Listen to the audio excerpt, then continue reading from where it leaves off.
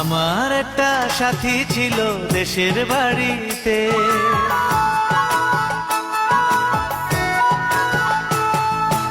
আমার একটা সাথী ছিল দেশের বাড়িতে, মিষ্টি প্রেমের লিখত চিঠি প্রতি মাসেতে।